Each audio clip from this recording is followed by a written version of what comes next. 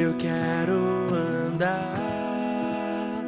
como ele andou, pisar nas pegadas que ele deixou. Então vamos para a segunda carta de João, capítulo 1, só tem um capítulo, só 13 versos. Ela foi escrita um pouco depois da primeira carta, por volta de 97. João, nessa altura, tinha em torno de 90 anos de idade. E o tema central é o quê? A verdade e o amor. E uma curiosidade é que 8 dos 13 versos estão na primeira carta. Então é muito interligado uma com a outra. Porque tem 13 versos no livro inteiro e 8 já estão na outra carta. Então dá para a gente passar bem rápido por ele, porque a gente já também olhou na outra carta. Versos 1 e 2.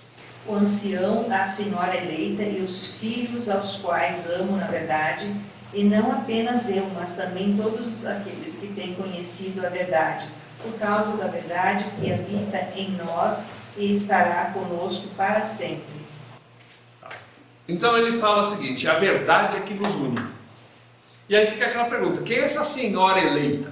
Alguns falam, está falando de uma família, a mãe e os filhos dela.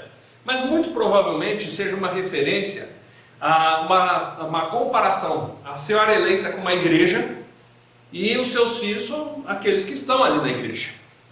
Então, mais provavelmente uma figura de linguagem dizendo: olha, eu estou escrevendo a igreja do Senhor e aqueles que congregam, que estão ali dentro. A igreja é o todo. E os filhos são o quê? Os indivíduos desse todo. E aí ele fala: olha, a verdade é que nos une. O que nos une não são sentimentos. Não é porque ele é mais legal, porque ele torce para o mesmo time que eu, ou eles têm os mesmos gostos que eu. O que nos une é o Senhor, é a verdade do Senhor. Porque muitas vezes pensamos diferente, não pensamos? Marido e mulher pensam igual em tudo? Não. Nós não pensamos igual nem a gente mesmo. Porque hoje você tem uma convicção, daqui a um tempo você muda ela. Então o que nos une? É a verdade. Essa não muda nunca. Versículo 3. Que a graça esteja convosco, misericórdia e paz da parte de Deus, o Pai do Senhor Jesus Cristo, o Filho do Pai, em verdade e amor. Então ele fala o seguinte: a graça, a misericórdia, a paz da parte do Pai e do Filho. E aí ele cita: em verdade e em amor.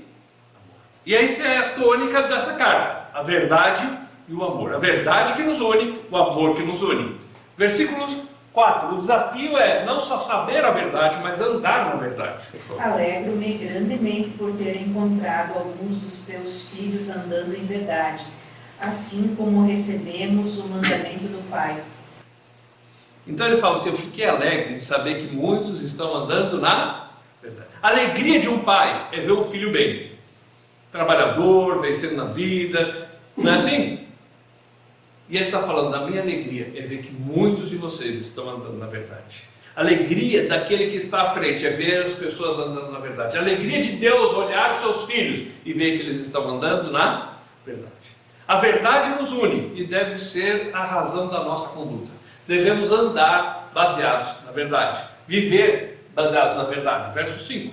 E agora rogo-te, Senhora, não como escrevendo um novo mandamento para ti, mas aquele que desde o princípio tivemos, que nos amemos uns aos outros.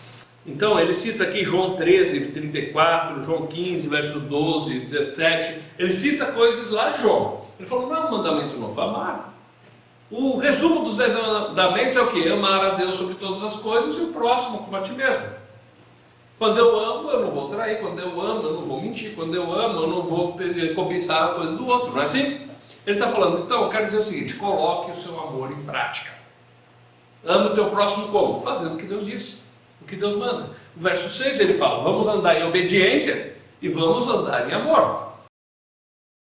Verso 6. Este é o amor, que andemos segundo os seus mandamentos. Este é o mandamento no qual, como já desde o princípio ouviste, deveis andar. Então ele fala: o que é o amor? Ame a Deus, obedeça a Deus. Jesus fala: aquele que me ama, guarda os meus mandamentos. Como que eu amo o próximo? Porque na verdade eu estou andando de uma forma que eu procuro cumprir o que Deus pede de mim. Então eu vou amar por convicção da verdade. e não pelos méritos do outro. Eu vou amar o meu irmão porque eu sei que eu sou filho de Deus, ele é filho de Deus, nós vamos ter que se aguentar a eternidade inteira no céu, então é melhor começar a se aguentar por aqui. Não é se aguentar, é para amar, né? Mas deixa de lado o ódio, a amargura e vamos amar uns aos outros, andar em amor, porque andar é dia a dia. Versículo 7 e 8. Porque muitos enganadores entraram no mundo, os quais não confessam que Jesus Cristo veio em carne. Este tal é um enganador e um anticristo. Olhai para vós para que não pecais, para não percais as coisas por que trabalhamos, mas recebais a plena recompensa. Então tome cuidado, tem muitos enganadores que têm saído pelo mundo afora. Se firme na verdade para não ser enganado. Versículo 9. Todo aquele que transgride e não permanece na doutrina de Cristo, não tem a Deus. Aquele que permanece na doutrina de Cristo, esse tem tanto o Pai como ao Filho. Todo aquele que vai além, que ultrapassa o que a verdade diz, esse não tem Cristo, não tem Deus. Lá em Apocalipse 22 fala que ai daquele que acrescentar alguma coisa. Nós vimos outros lugares que a gente tem que ter o temor diante de Deus para não mudar aquilo que Deus estabeleceu. E aqui está deixando claro, não vá atrás de ninguém que acrescente, que coloque coisas que Deus não falou. Por quê? Isso é uma segurança para a gente. A nossa base está na verdade. É a verdade que nos une, é a verdade que nos dá alicerce, é a verdade que nos ajuda a viver. Nós vamos andar na verdade, a verdade nos ajuda a enxergar quem está indo além e a gente não seguir os ensinamentos falsos. Versos 10 e 11. Se alguém vier ter convosco e não trouxer esta doutrina, não o recebais em vossa casa, nem tampouco o saudeis, porque quem o saúda toma parte em seus efeitos malignos. Então, se alguém vem ensinar para você que Jesus não é Deus, que Jesus não é o Salvador, se alguém vem começar por coisas que vai pôr em dúvida as verdades de Deus, não receba essa pessoa em sua casa. Porque ele vai confundir a sua cabeça, as suas obras são malignas e Deus condena essa pessoa. Então, quando alguém começa, mas isso e aquilo, e começa a colocar em dúvida as verdades de Deus, está na hora de você pegar e colocar uma barreira. E aí entra a questão do amor. Mas eu tenho que amar. Mas o amor, ele é baseado na verdade e não no sentimento. Então, se alguém vem me ensinando uma doutrina falsa, eu coloco uma barreira e falo assim, aqui em casa não. E às vezes não precisa ser só a doutrina falsa. Eu vou abrir um parênteses aqui de o que uma pessoa fez. Essa pessoa já está no céu, está com o Senhor hoje, mas o pessoal começou a reclamar muito na igreja, e era um tal de em casa reclamar, em casa reclamar, em casa da casa dele reclamar. E ele se preocupou. E ele falou assim, olha gente, isso não quer dizer que é verdade ou não o que vocês estão falando. Só que assim, na minha casa eu não aceito mais. A gente pode conversar isso em qualquer outro lugar, porque senão a gente vai contaminar os meus filhos.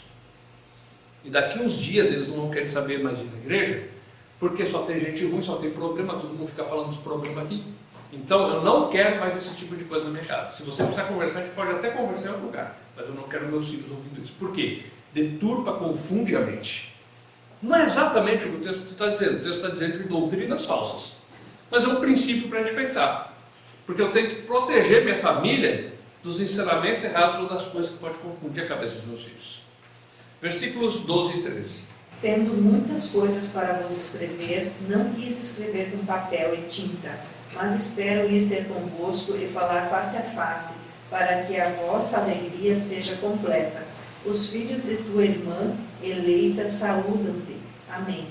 Os filhos da tua irmã eleita, de outra igreja, saúdam você. Ele está falando da bênção, da alegria da comunhão. Eu desejo falar mais coisas. Eu desejo ir aí ver vocês. Eu quero estar junto com vocês para ter comunhão. Os daqui saúdam vocês. Essa é a alegria da comunhão.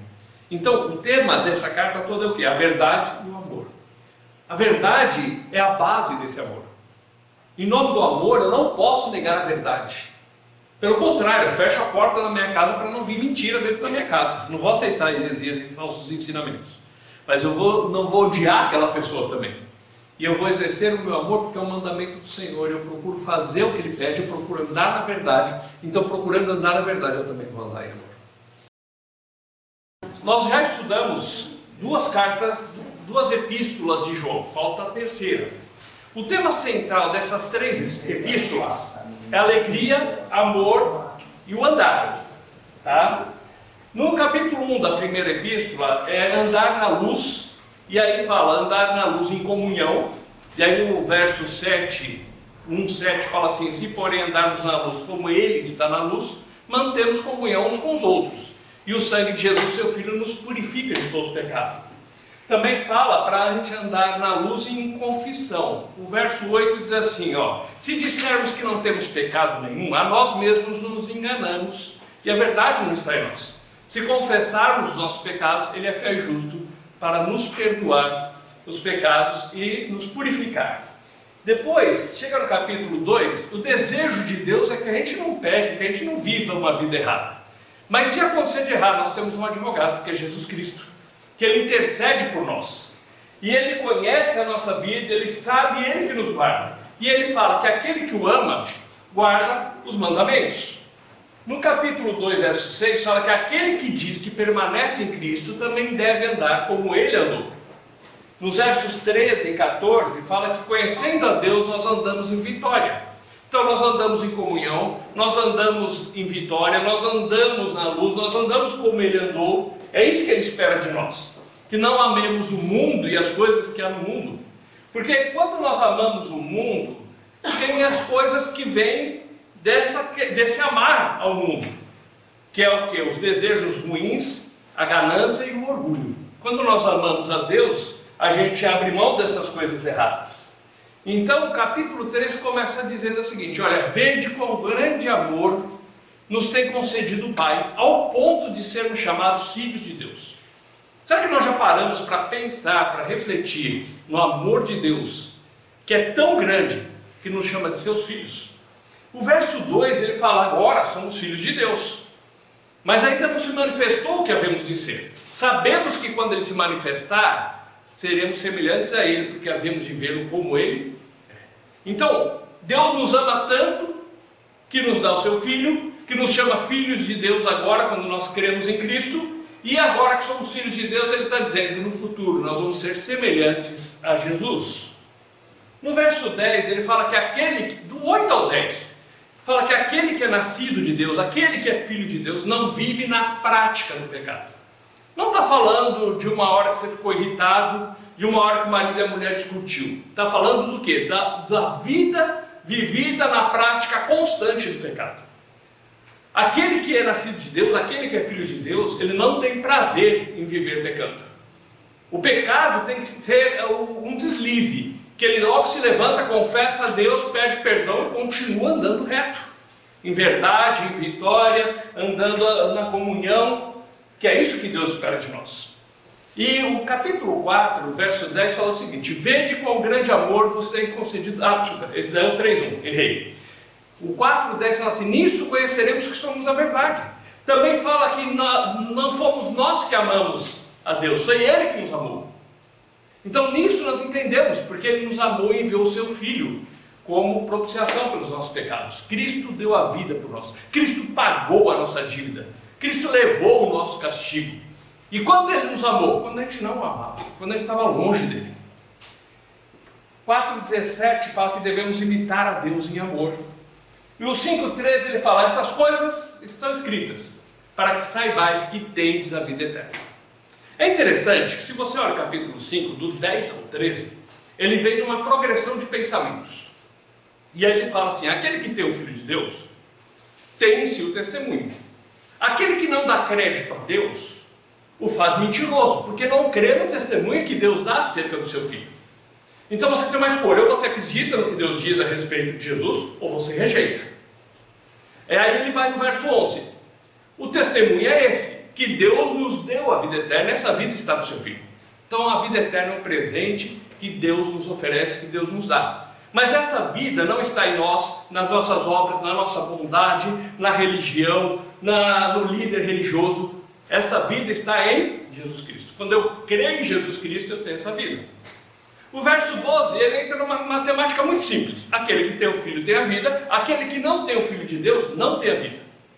E aí o 13 ele diz: essas coisas vos escrevi, a fim de saberes que tendes a vida eterna, vós outros que credes em o nome do Filho de Deus.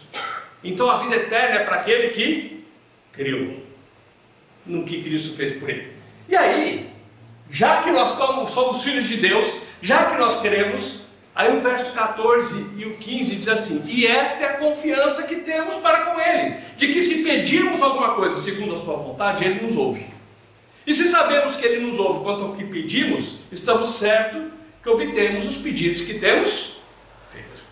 Ou seja, Ele me deu a vida eterna, eu criei, eu posso ter certeza porque Ele prometeu, essa vida está baseada em Jesus Cristo, e eu tenho a confiança de que eu posso chegar diante de Deus, pedir, falar com Ele, porque Ele me ouve, porque eu sou filho, porque Ele deu a vida, Jesus deu a vida por mim. Na segunda carta, ele fala que a verdade da palavra é que nos une. Então, quando ele começa a falar, o tema básico da segunda carta é a verdade. É a verdade que nos une e nós devemos andar nessa verdade. E também, no verso 9, chega e diz assim: ó, quem for além do ensino de Cristo, então esse não tem Deus. E aqui que é o ponto que a gente tem que entender. A verdade nos une, mas a mentira separa. A verdade é aquilo que conduz a nossa vida para que nós possamos andar de uma forma adequada. E nós temos que estar atentos, porque existem pessoas que ensinam contra Cristo. Ensinam que a salvação não é só por Cristo. Ensinam que a salvação é por obras. Ensina que a salvação está baseada em sistemas religiosos ou em pessoas, e não em Cristo Jesus. E aí está falando, se alguém ensina diferente da verdade, então esse não vem de Deus. Aí chegou o ponto de eu dizer, bom, então isso não é para mim, porque não vem de Deus. Chegamos então na terceira carta, tá? E é interessante que o tema verdade é muito usado por João.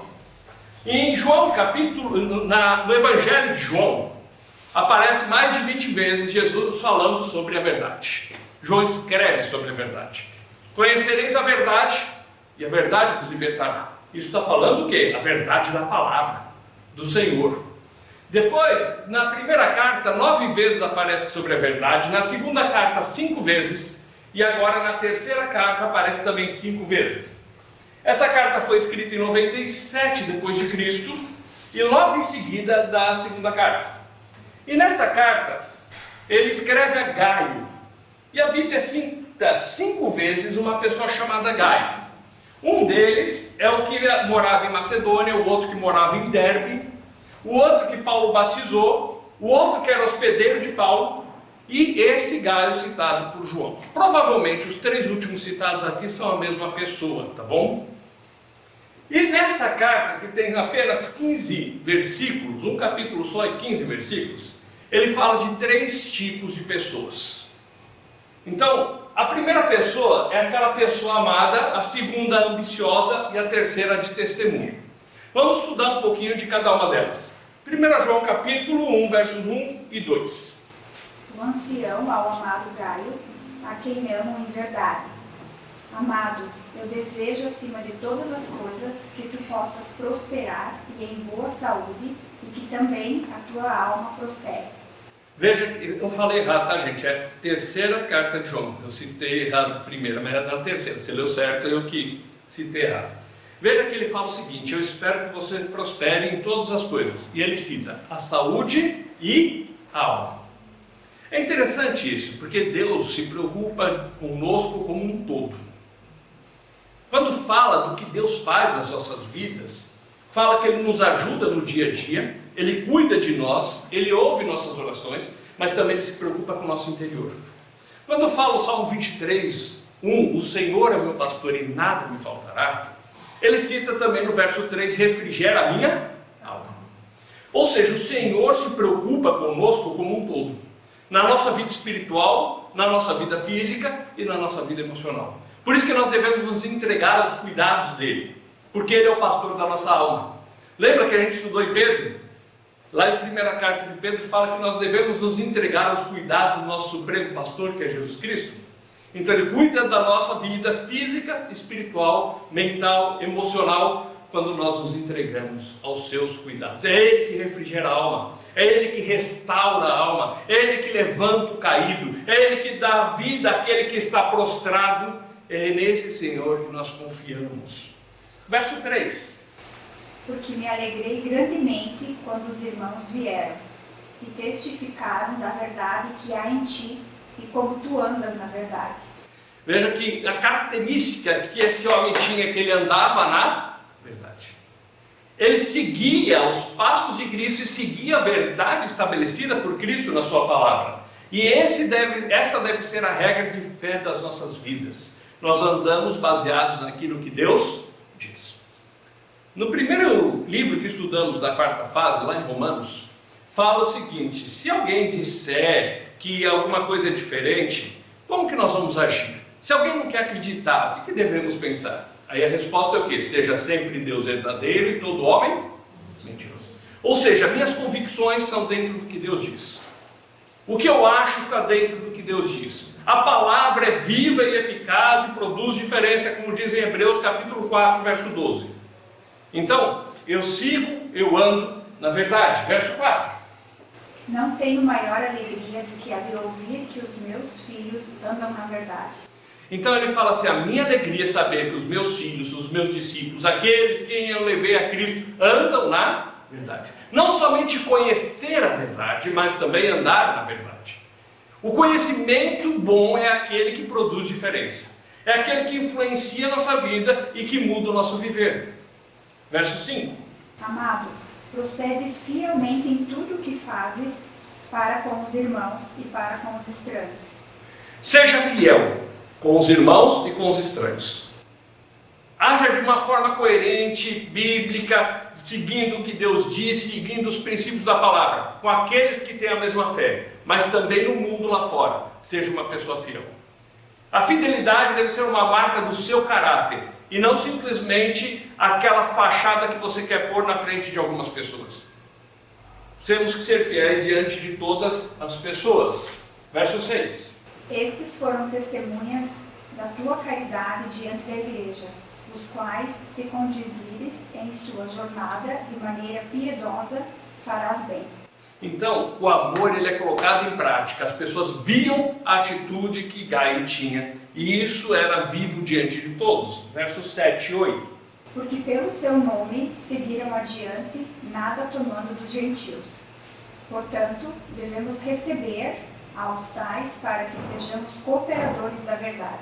Ele está falando o seguinte: então quando nós acolhemos alguém que é da verdade, nós estamos sendo cooperadores da verdade. Quando nós acolhemos a palavra e quando nós acolhemos pessoas que seguem a verdade, também nós estamos cooperando para que essa verdade seja espalhada, divulgada, vivida entre as pessoas. Verso 9. Escrevi à igreja, mas Diótrefes, que ama ter preeminência entre eles, não nos recebe. Então, o Diótrefes era um cara ganancioso, ambicioso, e ele queria ter posição, ele queria estar em evidência, e aí João escreveu, o Diótrefes escondia a carta de João. Por quê? Ele queria ser o bambambam lá do lugar. Então agora ele escreve falando assim do perigo de uma pessoa ambiciosa estar à frente da igreja, estar à frente do corpo de Cristo. Verso 10. Por isso, se eu for, lembrar-me-ei dos feitos que ele realiza, proferindo contra nós palavras maliciosas, e não contente com isso, não recebe os irmãos e impede os que querem recebê-los, e os expulsa da igreja. Veja que ele é difamador e ele exerce o poder pelo medo. Ah, o João está chegando, ninguém vai receber João. Se alguém receber o João na casa dele, eu expulso da igreja. Quando você tem um governo dentro da igreja, um líder dentro da igreja que age de tal forma, esse lugar não é para você. Essa pessoa está agindo de uma forma contrária aos princípios de Deus, contrária à verdade. Então, por exemplo, Pedro fala no capítulo 5, um alerta assim: pastoreai o rebanho de Deus, não como dominadores, mas servindo de exemplo. O verdadeiro pastoreio é aquele que vive a verdade para servir de exemplo, e não aquele que chega e exerce o poder por medo em cima das pessoas. Verso 11. Amado, não sigas o que é mal, mas o que é bom. Aquele que faz o bem é de Deus, mas aquele que faz o mal não viu a Deus. Aquele que conhece a Deus procura fazer o bem. Aquele que pratica o mal, como que ele pode dizer que conhece a Deus e ama a Deus e faz as coisas que são contrárias a Deus? Então a nossa conduta, a nossa prática evidencia aquilo que nós cremos. Versículo 12. Demétrio, porém, tem bom testemunho da parte de todos os homens e da parte da própria verdade. Sim, e também nós testemunhamos, e vós sabeis que o nosso testemunho é verdadeiro. Por um lado tinha o Diótrefes, que era ganancioso, ambicioso, que pegava e fazia todas essas coisas erradas, difamando e exercendo poder, amando o poder e exercendo isso para controlar o rebanho. Tinham pessoas que amavam o Senhor e tinham um bom testemunho.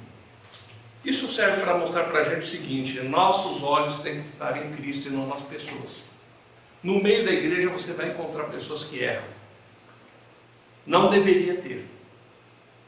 Mas os nossos olhos, a nossa confiança, a nossa fé está estabelecida na pessoa de Jesus Cristo, na verdade de Jesus Cristo, e não em pessoas falhas que podem errar e podem até prejudicar o rebanho.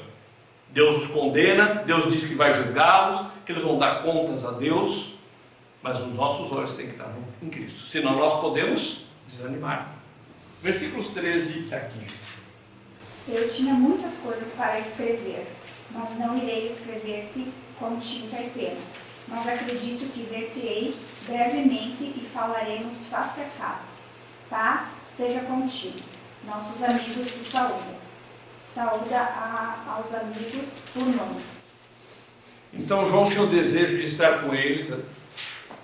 João fala da bênção de termos comunhão com o outro, um saudando o outro, um tendo amizade e prazer de ver o outro.